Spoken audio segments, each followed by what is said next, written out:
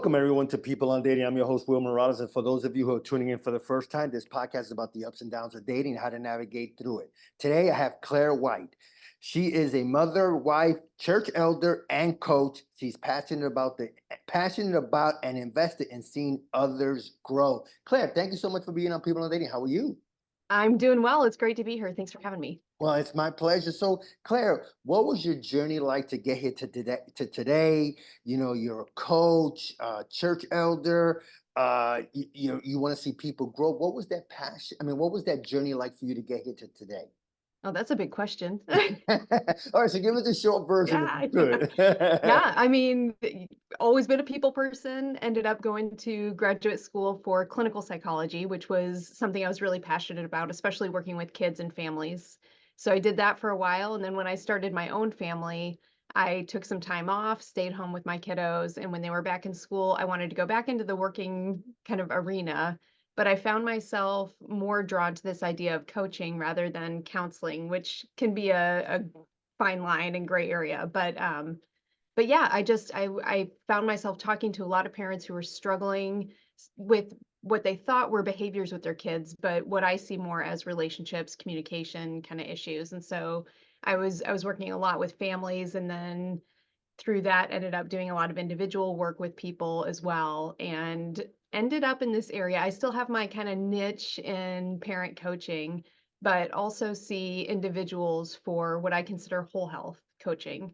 So, sometimes when people talk about whole health, they talk about the different roles or contexts that we find ourselves in. So, professional health, personal health, financial health, but I don't see it that way. I think that Yeah. we're whole people who carry our entire being into each of those roles and contexts.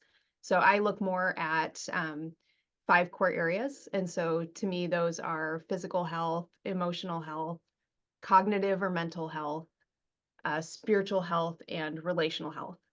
And Uh, relational health is really what gets me kind of going. I get really excited about that just because everybody is in relationships of all kinds, and that's how I landed here with you talking about this today. yeah, and our topic is about vulnerability and boundaries. And so, Claire, have you seen in your coaching, and do you coach one-on-one also, right? Do you coach I do. men on occasion and women on occasion, or it depends on I do. Yep. who's available, right? That's right. For guys, right? And this is it's funny because I talked to some of my buddies about this, and it seems like a touchy subject when it comes to being vulnerable Mhm. to your mate, right? Mhm. A man to a woman. Yep.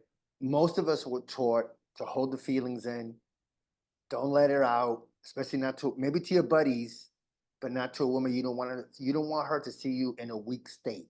Have you Right. noticed that's happening a lot more in this day and age compared to maybe a few years ago, or it's always been that way in your coaching, where men are holding their feelings, but they are talking to their buddies, but not to their partner.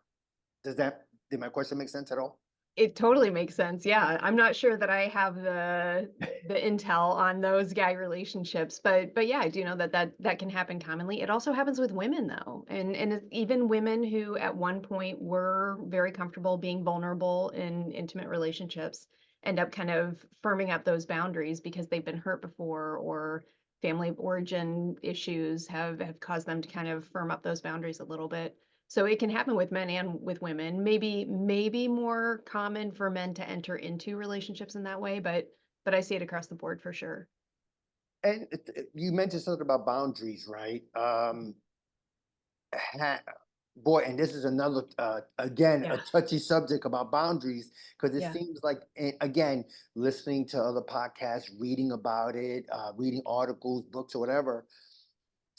It seems that some women do have their boundaries, specific criteria of what they want in a partner, but sometimes when a man states his boundary or his specific criteria, it seems a little, I guess, like what I hear some women say, oh, that's too controlling, Mhm. that's insecurity, uh, toxic masculinity. Again, in your coaching, in your everyday life, Is that true?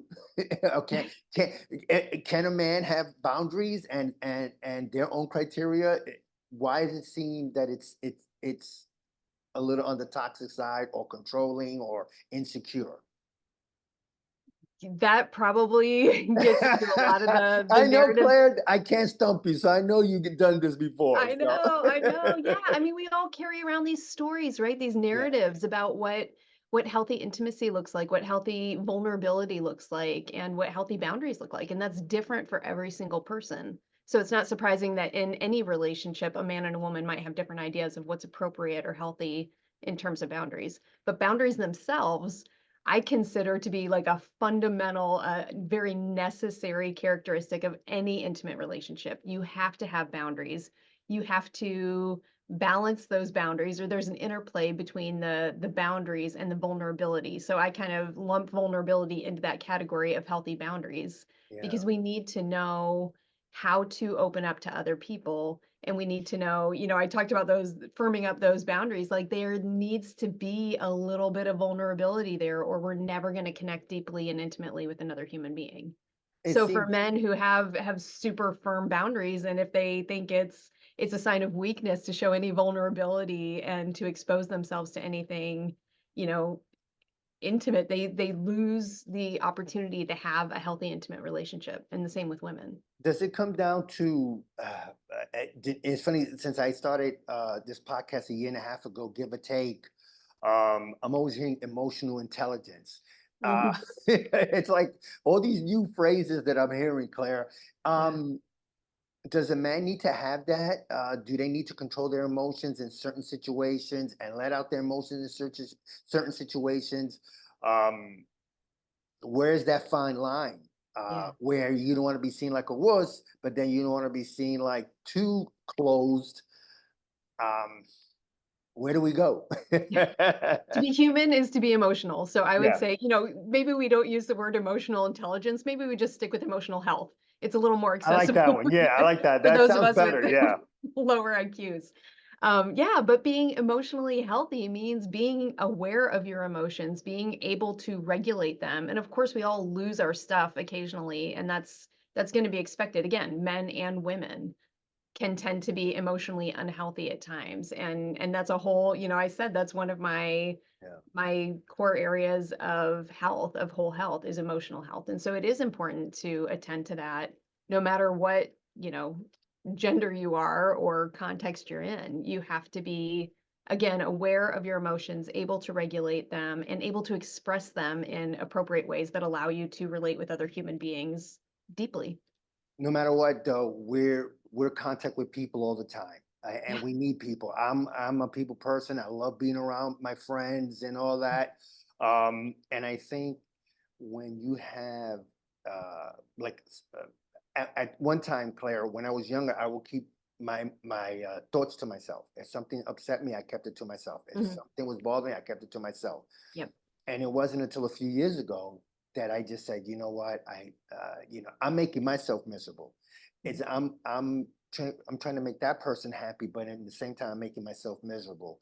Mhm. In your coaching, when you deal with someone like that, uh, is it possible, if you can you give us like one or two steps, like how we could release ourselves without, I guess, looking too weak? Again, I know I said that before, but it seems like when I was growing up in my 20s and 30s, I just kept it in. I just felt that if I let out what I was feeling, I was going to upset the other person, Mhm. and I didn't want to do that because I wanted to Mhm. please the other person, Yep. especially my girlfriend or whoever it was at the time. Yeah. Um, Again, how does a man navigate through that without, again, the vulnerability side, the emotional side? It's a lot, Claire, I know, but again, I know I can't stump you. I know you've been through it.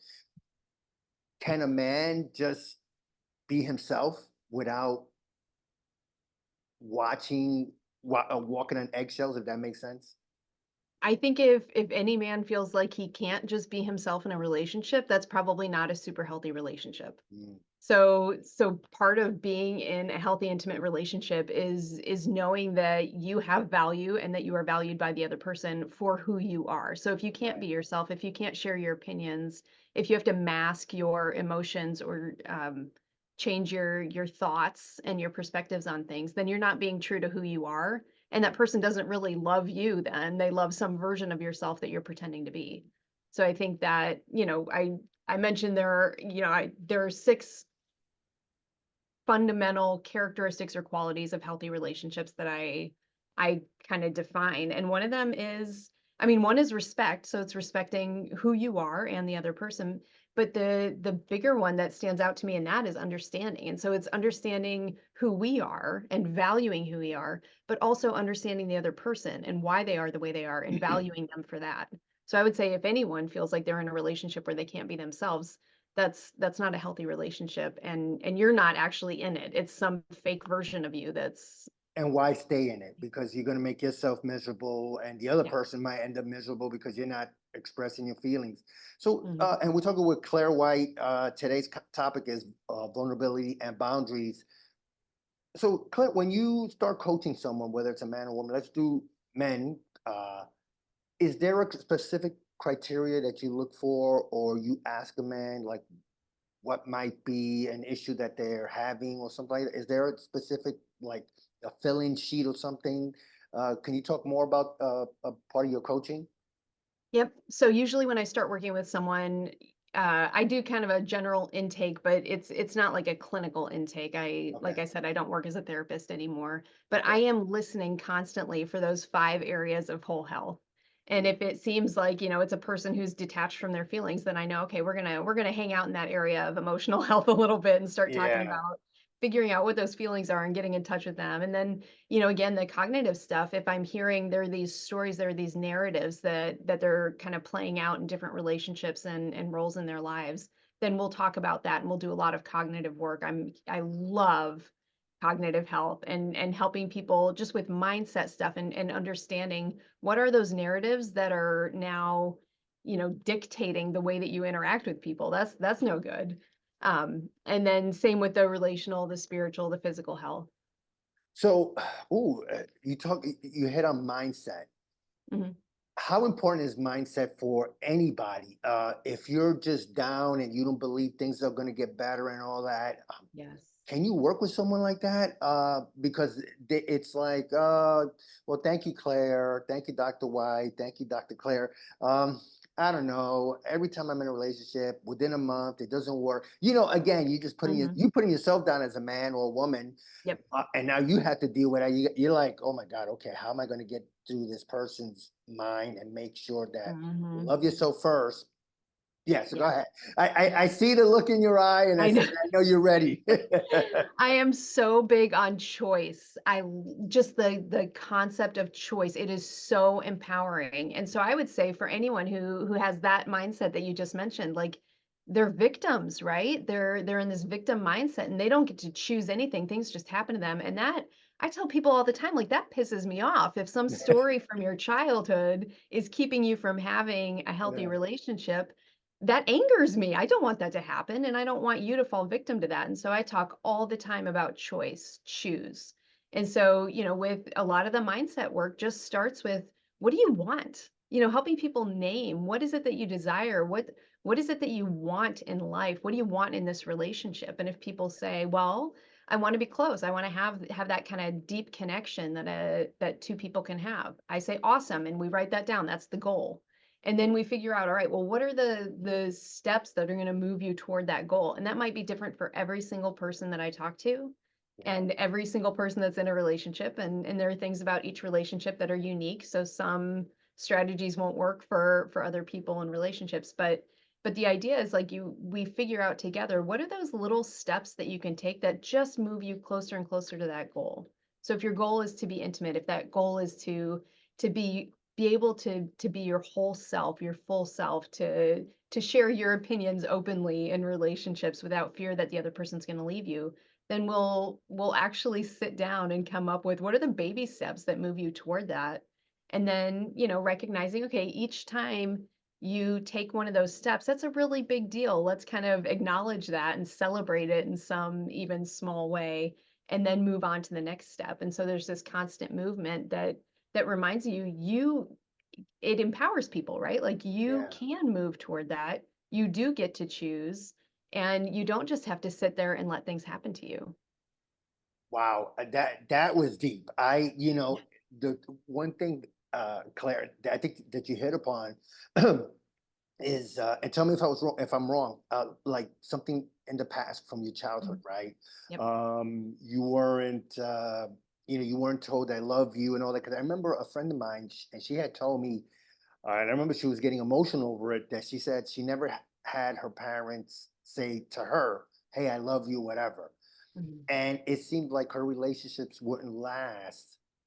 Um, and I think it was, and she had told me it was I guess she couldn't break through that barrier Yep. of her saying I love you. She always expected the guy to say it, and if he didn't say it, then boom, the relationship just went downhill. How do you dig out of that past, if you have that trauma where the parents were there, hey, they talked to you, but I guess the intimacy of they didn't say I love you.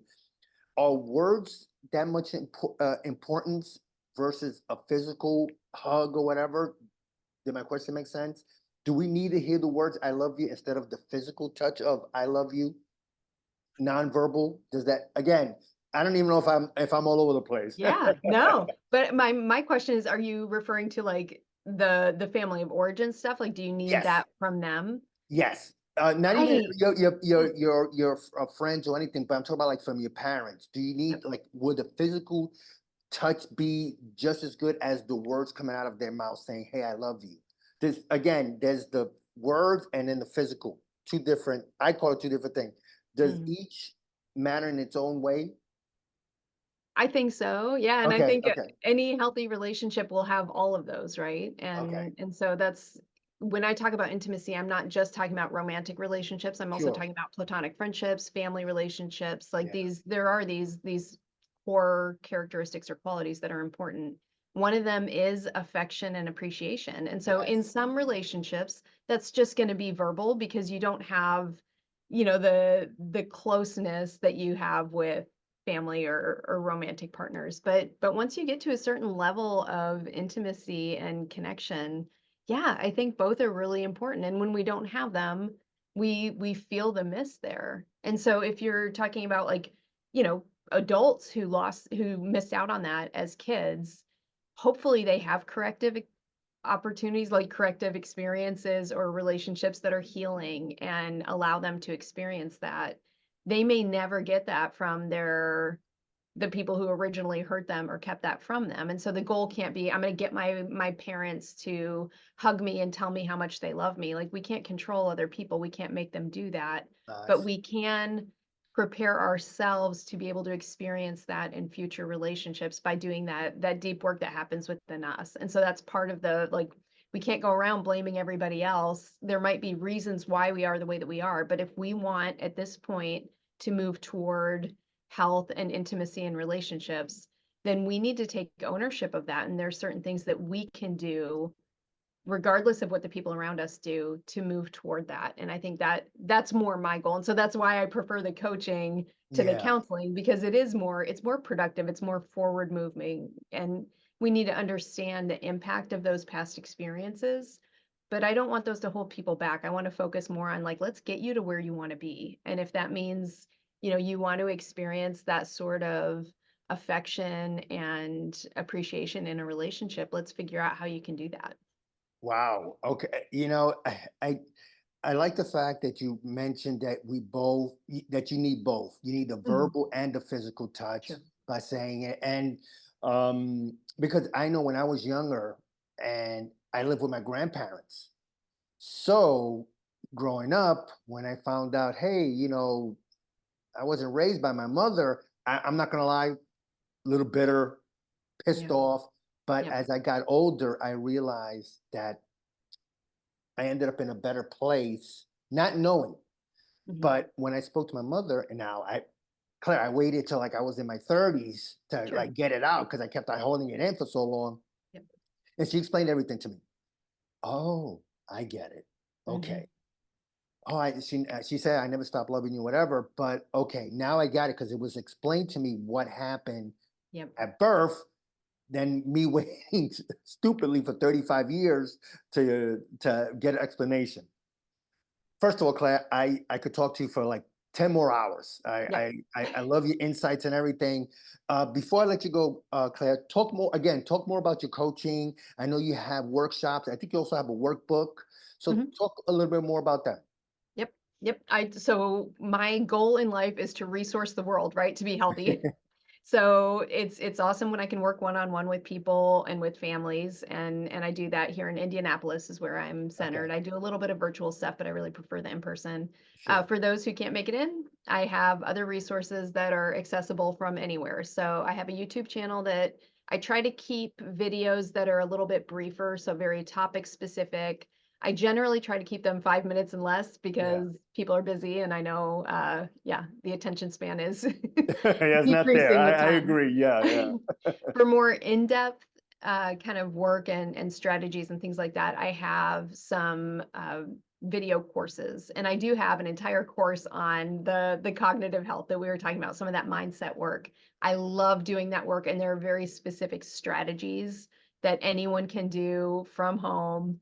And so I kind of walk through those in the video course. I have a few other courses on that site as well. Some are free, but the more in-depth kind of strategic stuff is on there. And I have a website that I try to keep some just general resources again for whole health and also for parenting specifically.